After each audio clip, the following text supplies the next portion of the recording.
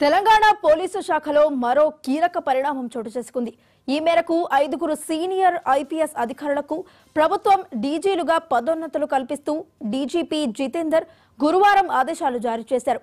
ఇక నుంచి DG cadre హోదాలో ఇంటెలిజెన్స్ చీఫ్ గా బి శివధర్మారెడ్డి, హైదరాబాద్ పోలీస్ కమిషనర్ గా కొత్తకోట శ్రీనివాస్ రెడ్డి వ్యవహరించనున్నారు. అదేవిధంగా సిఐడి డీజీగా శిఖా గోయల్, జైళ్ల శాఖ డీజీగా Soumya Mitra, Telangana police academy director గా డీజీ హోదాలో అభిలాష బిస్త్ కొనసాగనున్నారు.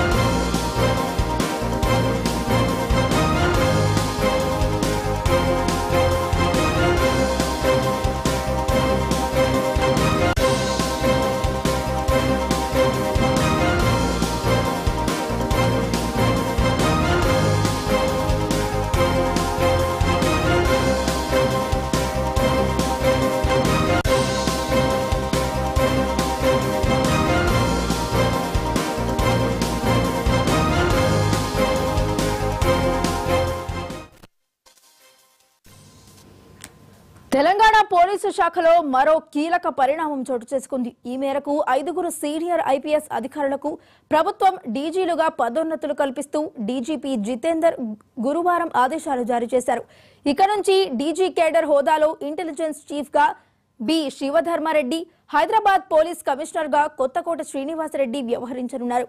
అదేవిధంగా సిఐడి డీజీగా శిఖా గోయల్, జైళ్ల శాఖ డీజీగా Soumya Mitra, Telangana police academy director గా డీజీ హోదాలో అభిలాష్ బిస్త్ కొనసాగనున్నారు.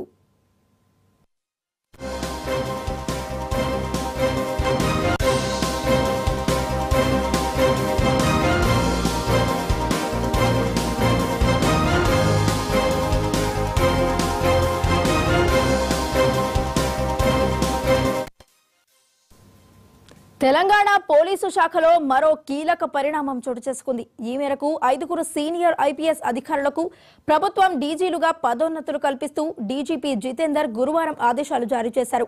మరి ఇదే అంశానికి సంబంధించి మరింత సమాచారాన్ని మా క్రైమ్ బ్యూరో చీఫ్ మధు అందిస్తారు. మధు, చెప్పండి.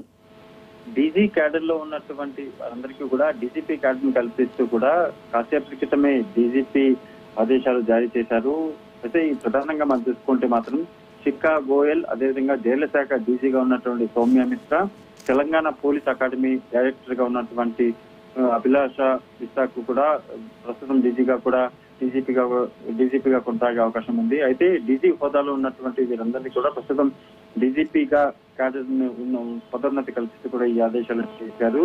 అయితే ప్రధానంగా మనం చూసుకుంటే మాత్రం ఇంటెలిజెన్స్ చీఫ్ గా ఉన్నటువంటి శివధర్ రెడ్డి, అదేవిధంగా హైదరాబాద్ పోలీస్ కమిషనర్ గా ఉన్నటువంటి కొత్తకోట శ్రీనివాస్ రెడ్డి, వీళ్ళిద్దరు కూడా డీజీగా ఉన్నారు. ఇప్పుడు ప్రస్తుతం వరకు డీజీపీగా హోదా కల్పిస్తూ కూడా ఈ ఆదేశాలు అయితే జారీ చేశాయి. మొత్తం 5 మంది సీనియర్ ఐపీఎస్ ఆఫీసర్లు ఎవరైతే ఉన్నారో 5 మంది సీనియర్ ఐపీఎస్ ఆఫీసర్లకు కూడా డీజీపీగా పదోన్నతి కల్పిస్తూ కూడా కాసేపు క్రితమే ఆదేశాలు జారీ చేయడం అయితే జరిగింది.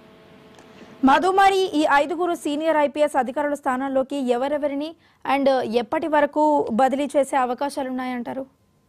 ఈ బదిలీలకు సంబంధించినటువంటి వ్యవహారం కాదు, ఇది కేవలం డీజీ ఒక పదోన్నతి కల్పించడం. ఒక కానిస్టేబుల్ నుంచి హెడ్ కానిస్టేబుల్, అదేవిధంగా ఎస్ఐ నుంచి సిఐ వరకు ఎలాగైతే పదోన్నతులు వస్తాయో అదేవిధంగా ఐపీఎస్ ఆఫీసర్ల వరకు చూసుకుంటే వాళ్ళకు డీజీ నుంచి డీజీపీ వరకు వచ్చేటటువంటి పదోన్నతి. సో ఇక వాళ్ళకు డీజీపీగా పదోన్నతులు వచ్చాయి కాబట్టి వాళ్ళందరూ కూడా ఫర్దర్ గా కూడా డీజీపీ క్యాడర్ రేంజ్ లోనే వాళ్ళందరూ కూడా పనిచేసే అవకాశం ఉంది. Right, thank you Madhu.